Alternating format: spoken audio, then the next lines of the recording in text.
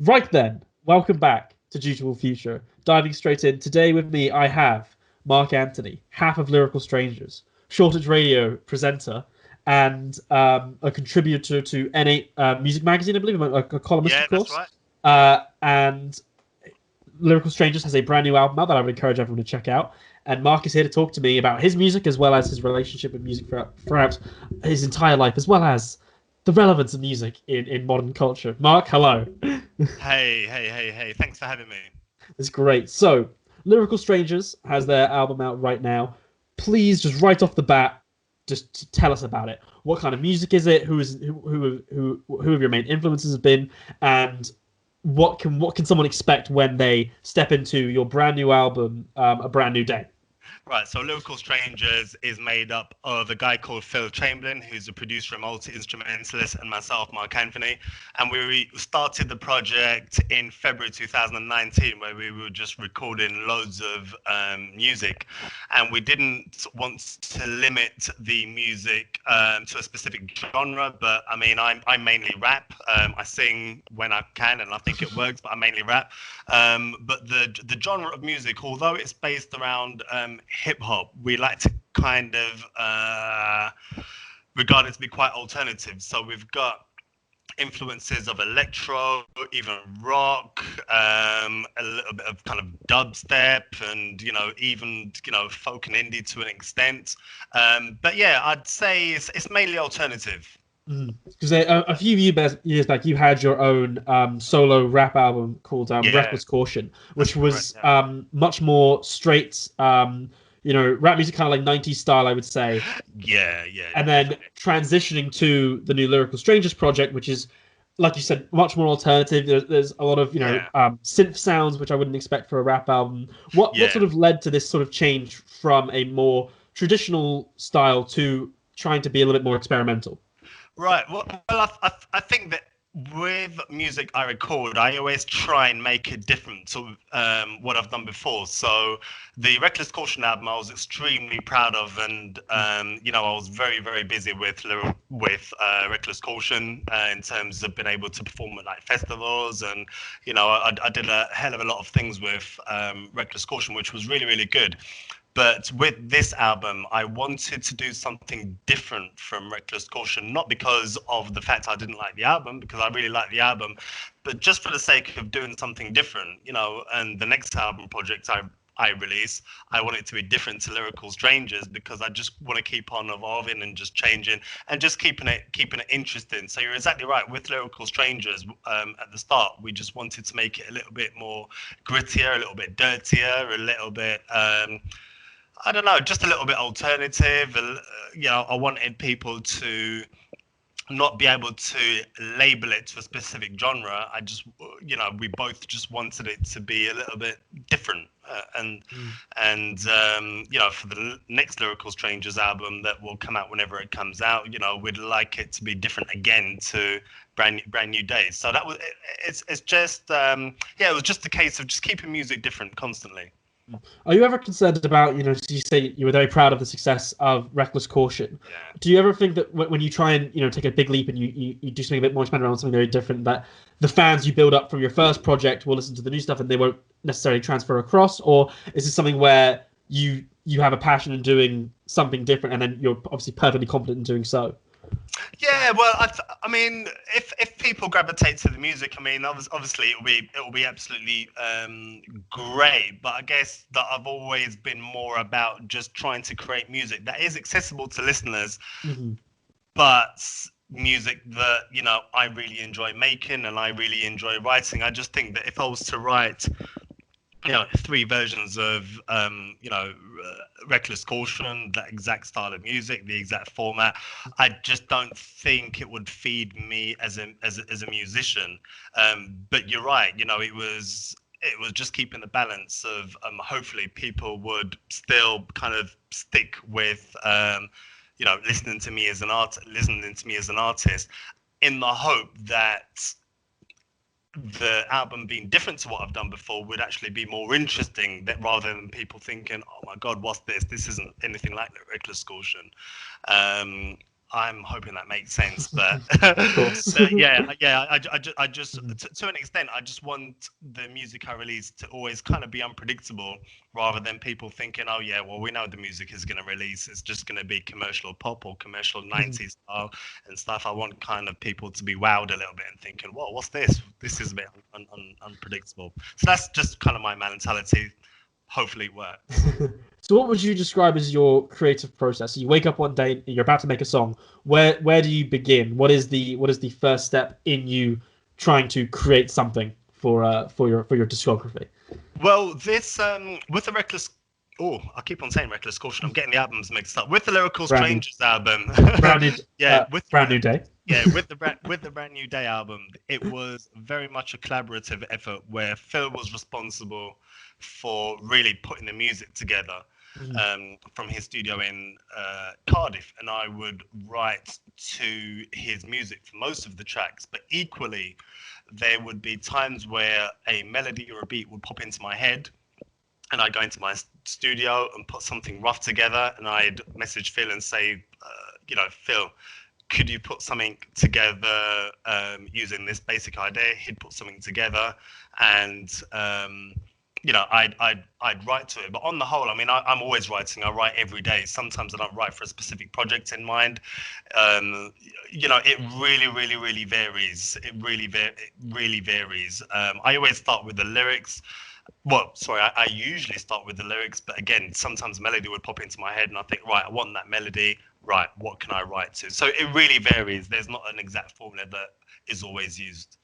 So obviously, Reckless Caution was a solo album, and then Lyrical Strangers is now a duo. Have you found any, difficulties in transferring from solo work to a collaborative effort, where there could be potential creative differences, or there's someone else that you have to rely on in what you're doing, or was it this a natural fit, a natural progression in your, artistic process? It was a really natural progression, because the thing is, with Reckless Caution, although the name on the album is Mark Anthony, I recorded it with a producer called Oliver, and he's the bass player of a indie band called Echo Belly.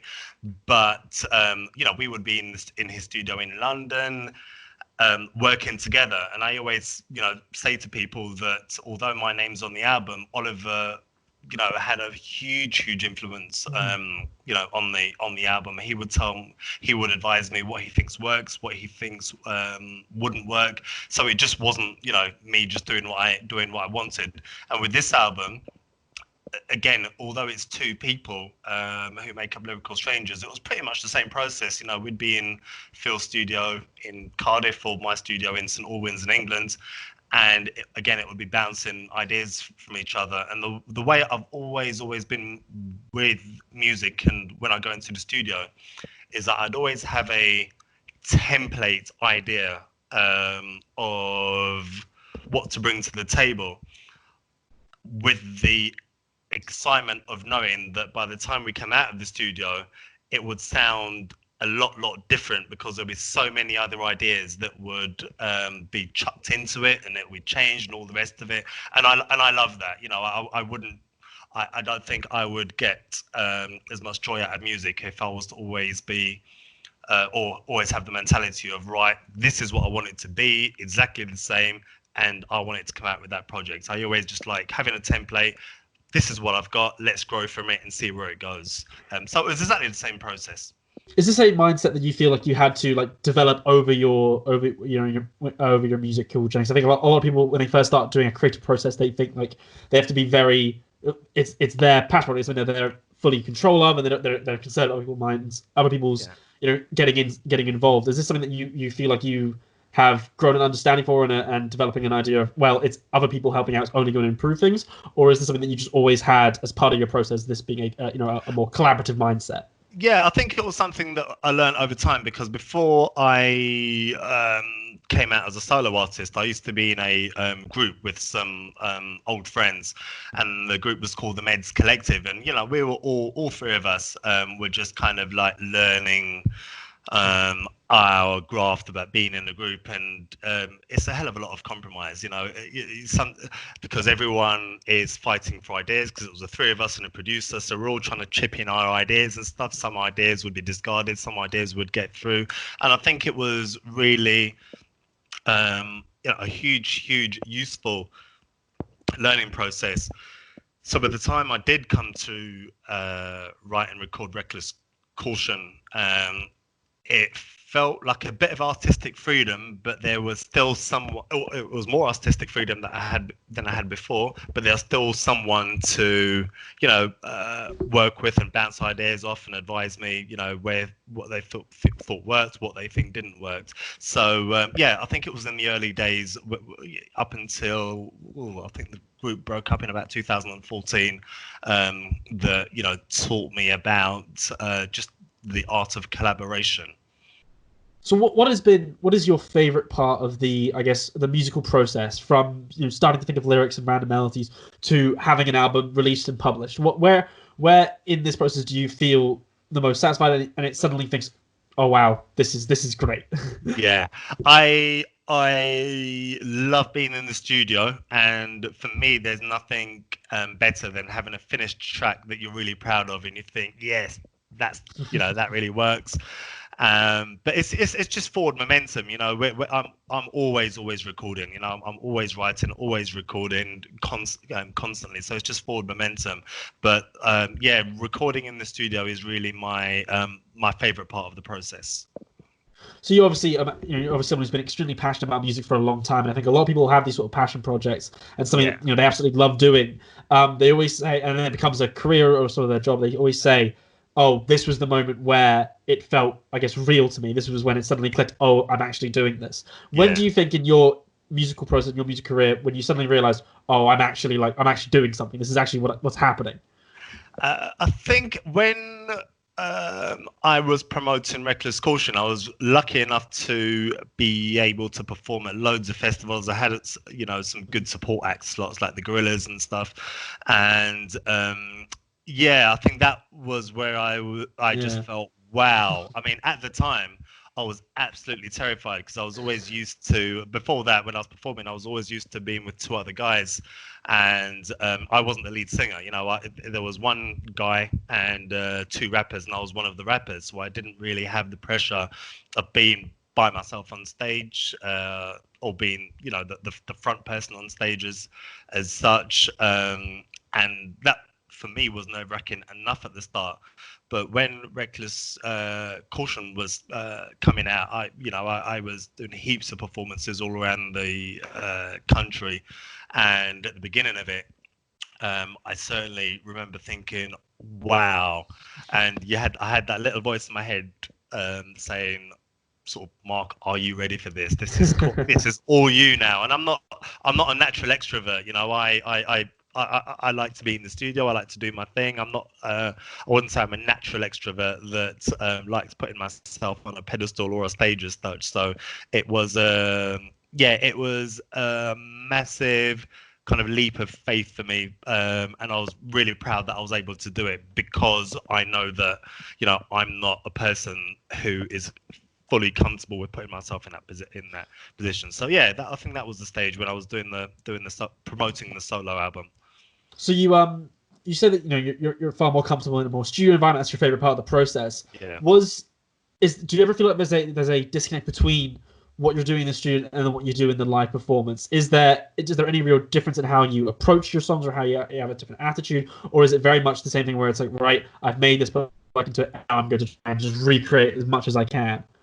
I think for me, it's almost like putting on a persona when I go on stage. So in the studio, I can be myself. There's not an audience; it's just myself and whoever I'm working with at the time, and you can just naturally, just be I can just naturally be myself. But when I'm on stage, I guess that I kind of go into a bit of a persona where, I'm performing the tracks in a way that I really want people to connect with the performance, because for me it's not just about just rapping or singing the song to them. It's about putting on a show. So I'm trying to get everyone hyped up, really trying to get people sort of connected with the music, trying to interact with the crowd. So for me it's a lot different, and I kind of put my performance hat on just before stepping on stage, and when I come off stage I can take it off and just be my sort of usual sort of laid back self again. So there is a difference for me when I step on So, stage. so if you're planning any live performances for the new Lyrical Stranger album, you described that they're two very different styles. One's more traditional hip hop, and this one is a bit more experimental and alternative. Do you think that there would be a difference in the type of performance you try and put on when you, I guess, put on the performance cap, or will there still be a real emphasis on putting on an entertaining show, or due to the difference in style, do you think there'll be a different, I guess, aim or style in how you attempt to present it? Yeah, no, I think for me, thinking about it, it will be a case of trying to sort of entertain again, get people into the music, because again, I don't want people to just kind of sit back and think, oh yeah, that's a good song. I actually, for me personally, I actually want people to connect with the performance, and in the hope of thinking, God, these guys are really really good performers, and I just want the whole performance package to be accessible to people watching the performance and listening to the performance. So yeah, I think it's the same basis. I wouldn't perform exactly the same as I did with Reckless Caution, because as and when we get to that stage, I'd think to myself, right, how can we make it different a little bit, just so it's something new? But again, the emphasis of just getting people locked into the performance will still be the same. Mm-hmm. So transitioning now to your radio show, it's on Shoreditch Radio every Monday, 9 p.m. to 9 10 till p.m. 10, Is that right? yeah, 9 till That's 10, right. yeah, yeah. Okay. So in the description of your radio show, you describe that you have a real focus on promoting smaller acts, whether they be signed or unsigned. Yeah. How important do you see like mainstream outlets, like for example Shoreditch Radio? How important do you see them in music culture and younger groups in terms of how long they've been around in trying to develop and break through into an audience? Really, really, really important, because the good thing is about the kind of stations that I work at is that we have complete artistic freedom to play what we want. So without putting down a lot of the other mainstream stations, a lot of other mainstream stations will just have a playlist that they're given from the big bosses, and that's all they're allowed to play. But luckily, and I really feel lucky to be able to do it. I'm able to play anything I want. So the benefit of that being a lot of acts who send music to me, who are trying to just get their stuff out there. Shoreditch Radio is the kind of station that can promote that kind of music. Myself and all of the other hosts and DJs on Shoreditch Radio, really, we can just play what we like. If we feel that it sounds good, we can play it, whether it's new stuff, unsigned acts, signed acts, mainstream stuff. So I think it's really, really, really important, because what I tend to find on some of the big mainstream stations is that they've got quite a limited playlist in terms of playing the same songs over and over again. And I'm not putting that down, or the music's good, but part of me thinks, well, how are unsigned acts who haven't got the big labels behind them able to get their music out? So Shoreditch Radio is very, very supportive of that. And it takes me back again to when I started out music, the struggles of finding radio stations that would play up and coming acts, because of the fact that a lot of DJs are only allowed to play very, very limited playlists. So yeah, that's something that's really, really I'm really happy about. Is that something, do you think that more independent outlets like Shoreditch Radio will be a main aspect of their success, and what they really offer in a unique sense is that if you put on Capital, for example, put it on at 9 a.m. and it's playing an Ed Sheeran song, put it on at 9 p.m. it's still playing an Ed Sheeran song. Whereas, as you say, since you have this freedom to pick and choose, there are these different voices, and I guess you say like underground acts people haven't really heard of. Is that something that you see as a main reason why, like I said, think people outlets like Shoreditch Radio can get real success in communities and in I guess certain groups? Yeah, I definitely say so. I mean, even as a person who, like myself, who's passionate about music, I listen to stations like Capital and Kiss as well.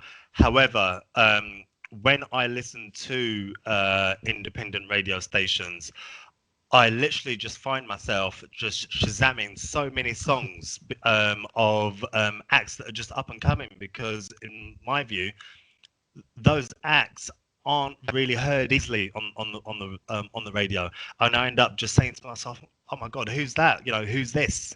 And I know that I wouldn't find them kind of acts or musicians on, you know, really huge mainstream stations. So I think it's, yeah, I think it does really help people discover them, and I think it really helps acts generate a following. I think one of the other main positives of, I guess you would say, like local radio stations people tend to talk about would be that the ability to build, I guess, a community around music within an area.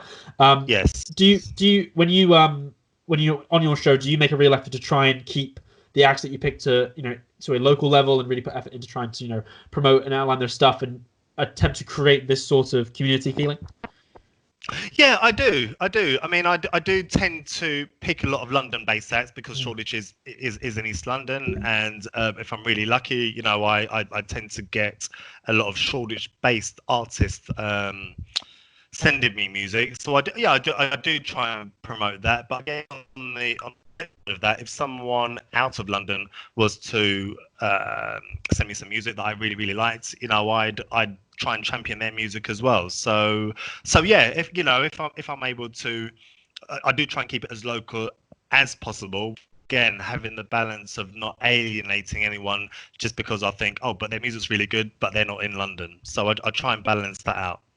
So in your show, what kind of music do you tend to play? Because obviously, your own music is more hip hop oriented. Is that tend to translate through what you end up playing, or do you make an effort to try and have a massive wide array of weird and wonderful stuff? Yeah, I have a massive wide range of genres. So on the radio show that I host, there's everything from classic rock to hip hop to ska to, you know, indie. You know, for one song I could be playing Queen, and then for the next song I could be playing something like Snoop Dogg, and then the next song I could be playing something from the Specials, you know, and then there could be an unsigned act with a completely different genre. So yeah, I think that just reflects myself as a person, because, you know, when I'm making music, although I tend to try and have some of those influences in my own music, I'm not an indie singer, I'm not a rock singer, you know, I can't, you know, there are some instruments I can't play. But however, you know, when I'm hosting Shoreditch Radio, yeah, I play a wide range of stuff, and even going back to unsigned, I'd have everyone from rappers sending me music to rock bands. So it's a really wide range, and that just reflects me as a music listener. So what would you say has been your number one impact on music as a whole, whether it be your own stuff you made or with Shoreditch Radio? Do you have a story or anecdote of something where you really felt like you made a real impact upon the music industry, whether it be local or on a wider scale? Oh wow, what a question. I think when I have felt surprisingly that I've made a bit of an impact, I think it's a both to an extent, because sometimes after a show or just, you know, wherever, I'd have you know, I don't regard myself to be any kind of, you know, famous superstar or anything like that, because I'm not, but it's very pleasing when someone comes up to you and it's like, oh, listen, I've got your you know, I've heard your album. And to an extent, at first you think, okay, they're just being polite, and then when they start talking to you about the songs on the album, you think, oh wow, okay, that's really nice. But equally, you know, I've been out in Shoreditch before, and some people would say, oh, listen, I listened to your radio show the other day, it was really good. So yeah, without kind of sounding too indecisive about the answer, I think that it's small moments when I've you know, been recognised for what I've done on the radio, or been recognised for what I've you know, done through solo stuff, and even from, you know, way back when I was in the group was called the Meds Collective. You know, when people come up to you and, you know, they say certain things, and they say, oh, listen, I bought your single the other day, or I saw your music video and I've been cranking it up in the house and stuff. I think moments like that, you think, actually, that's really nice, and you feel a little bit of I don't know, I feel quite proud that you've really kind of generated a good moment for that person.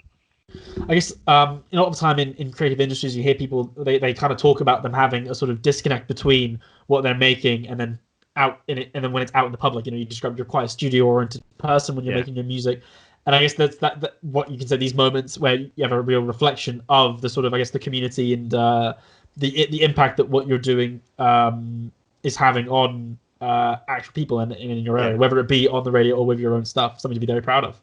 Yeah, no, you're exactly right, because although at the back of my mind I always have a thought of, I really hope people like this, but I don't ever set my expectations too high. For me, it's just about recording music that I'm proud of.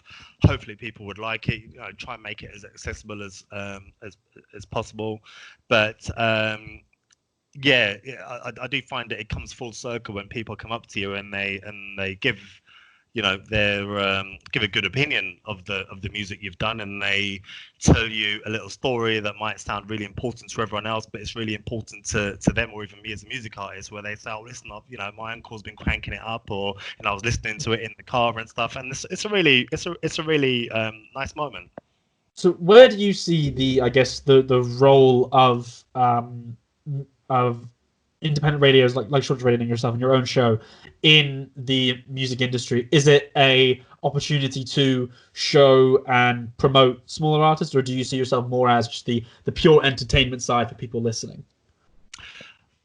So primarily, for my particular show, it's about promoting smaller artists, but I do want that to tie in to the listeners feeling that they've been entertained, because whilst promoting the smaller artists, I have to be, I like to be confident in myself that the music's good, and it's all about me thinking to myself, I'm definitely going to play this because people will love it. It's a really good song, or people should love it, So yeah, it's a little bit of both. I wouldn't just be completely selfish and just play stuff that I like, but then think to myself, no one's really gonna like this. I like to be fairly confident that people are going to like it. Never going to please everyone, I know, but I like to try and be as confident as I can that people will sort of tune into it. And as well as that, again, people have said to me, after shows, oh, I really like that song you played, which I see as a real compliment to the artist. Not myself. All I'm doing is playing it. So yeah, I always hope that one ties into the other. So how did you manage to get your own show on Shoreditch Radio? How did you manage to get into the radio industry? Do you have any advice for people who are trying to get more involved into this area of things, whether it be music or just radio in general? Well, it was really weird. It was kind of accidental for me, because when my first group finished, which was the Meds Collective, after taking some time out to just rest because we never slept, I just thought to myself, I want to kind of do something to pass the time. And the owner of Shoreditch Radio, Delroy Philogene, his name is, who I knew anyway. I knew that he was looking for hosts and DJs for Shoreditch Radio, and Shoreditch Radio is local to me because my home borough is Hackney, and Shoreditch is in the borough of Hackney as well. And again, it was one of these things that I really wanted to do because I was in awe of a lot of other DJs who were doing the same thing. Wasn't sure if I could do it, so it was a case of dipping my sort of toe in the water, thinking, right, I really want to do this, but I'm just going to see how it is, to see whether I could be good at it.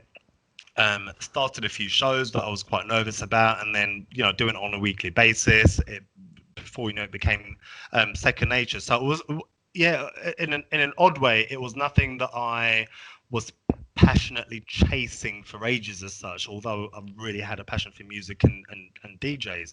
However, if someone really gets into radio, wants to get into radio or even music, I know it sounds a bit cliche, but I just think just keep on going for it. Keep on trying your best, keep on going for it, because one thing I've seen within the industry is most, or if not all, people who have, I don't know, in the public size made it in a way, they've had a hell of a lot of rejections, a hell of a lot of rejections. You can think of perhaps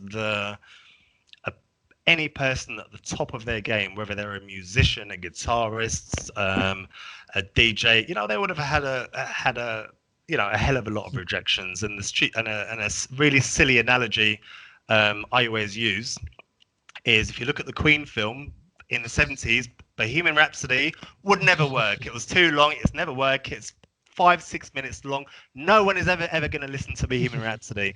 And look where we are 40 years later. And I really like stories like that. You know, even you know, when I was on the Gorillaz tour, listening to Damon Albarn speaking, who I find, you know, quite an inspirational artist, and the amount of record company execs that were like, Park Life, it is never going to work. No one is going to listen to British pop. You're mad. And the mentality there was, well, listen, I've got a gut feeling. I just want to push it. If it works, it works. If it doesn't, it doesn't. And then we'll continue. So I've always tried to have that mentality of, you know, if you've got a gut feeling and you want to do something, really, really go for it. The worst that can happen is it doesn't work. Then you just move on and do something else. So, yeah, just keep on going for it. So what would be the number one thing you've learned, whether it be in making your own music or hosting your own radio show? What has been the one that, I guess, the biggest change, the biggest thing you've had to learn and adapt to in this journey? For me, it's try and have a good team around you, because I think that in this kind of industry, you tend to be surrounded by people who will tell you what you want to hear, and they will just talk to you about what they can do for you and this and that and all the rest of it.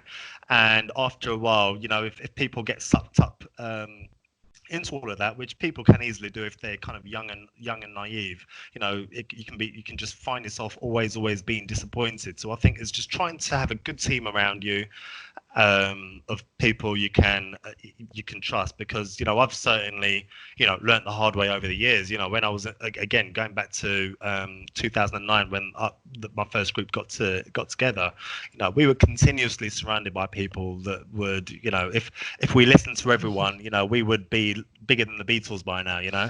So after, you know, it's just trying to building a close team. You know, I've been quite lucky in terms of being able to have 4 or 5 people that I work with, you know, music wise, rather than having, you know, 20 or 25 people just all telling me different things. So yeah, it's just trying to work with a good team. So Mark, what would be your line, your selling line, your slogan, or the one thing you would say to someone if they ever ask you, Mark, why should I be listening to your music? Oh wow.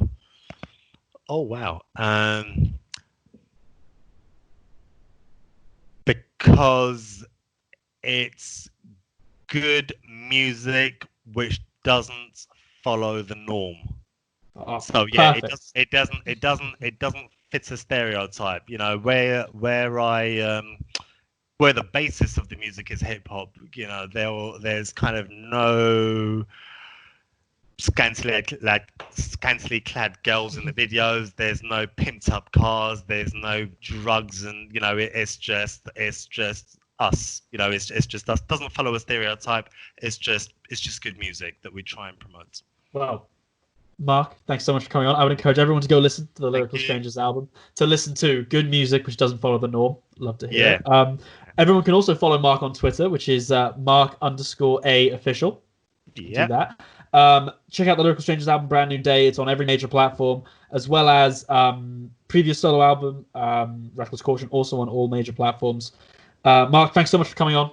Thank you for having me. It's been great. Thank you very much. And yeah, please keep on supporting radio and podcasts such as this one. Oh, thank you so much. That is a message that I can definitely get behind. Good. Right, thanks for listening, everyone.